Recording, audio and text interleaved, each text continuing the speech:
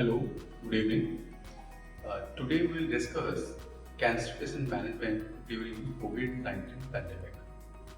Most important question arises in our mind: does cancer attributes increase risk of COVID-19 infection or not? As the data sets are evolving and coming out in a different direction always, if you go by the Italian study, almost 20% of COVID-19 patients have a history of cancer. So that is the reason it gives us immense information to speak about the consequences of COVID-19 with cancer patients. Most important thing is that who is actually is at higher risk. So cancer per se is at higher risk of affecting COVID-19, and second is the older people with the pre-existing disease condition like CKD, diabetes mellitus, hypertension, respiratory disease, asthma, COPD, and so also the malignancy. If we consider the cancer patients, there are two kinds of cancer patients we are seeing. One is those who have been treated and they are the survivors, and second, those who are in the active disease. If you prioritize the cancer patients, then we can prioritize in three ways. First is high risk, medium risk, and low risk.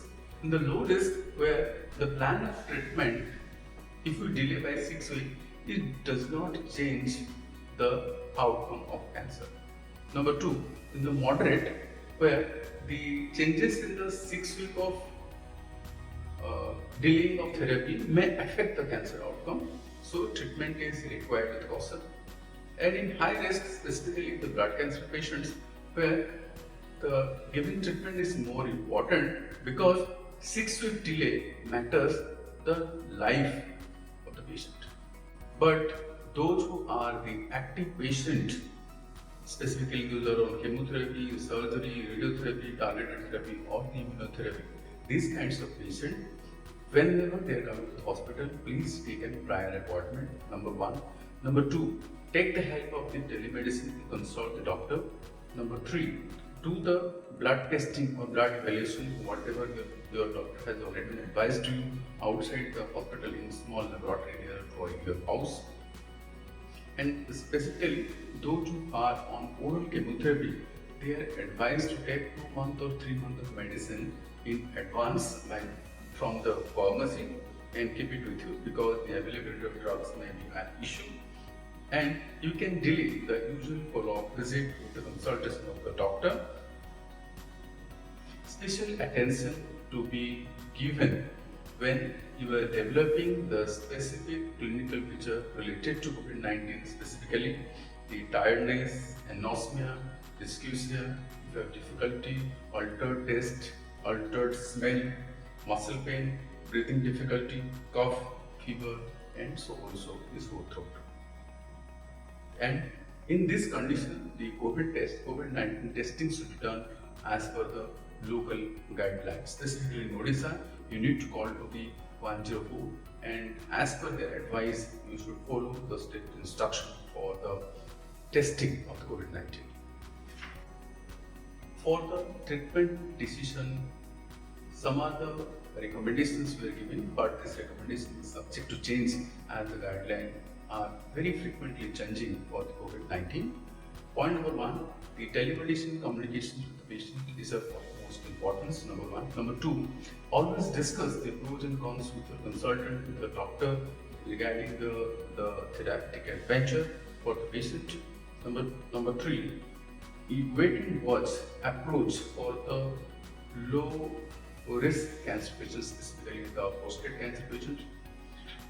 If IV treatment can be deferred, you can switch over to the oral treatment. For adjuvant therapy should be limited to the high risk disease where the benefit of adjuvant therapy is well substantiated. Whenever you are going for the palliative chemotherapy, always discuss for a therapeutic holiday, you can stop the therapy and take it later on. And schedule your hospital visit as per the doctor's advice and availability, so that there will be less waiting period of time at the hospital. Maybe liberal use of granulocytic colony-stimulating factor is required for maintaining your ADC high for prevention of the COVID-19. And definitely you can take the telemedicine help for toxicity management, the dosing schedule, the supportive care medication, and for the dose adaptation purposes. But if the fever happens as a consequence of the chemotherapy, don't always think that it is only due to the chemotherapy. It may be due to the COVID. For that reason, avoid going to the hospital when you develop fever. Specifically, always screen yourself for the COVID-19 as per the local guideline.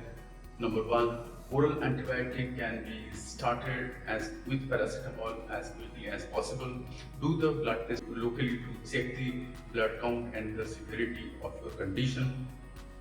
And do proper testing and hand washing, and reduce your exposure to the outside environment to prevent infections. It is always prevention is better, because as we don't have any therapeutic proven efficacy of any drug against COVID-19, you should take care of yourself with social distancing and hand sanitization, and use a proper mask and personal protective measures for yourself and for also the community. Stay safe, stay at home. Thank you very much.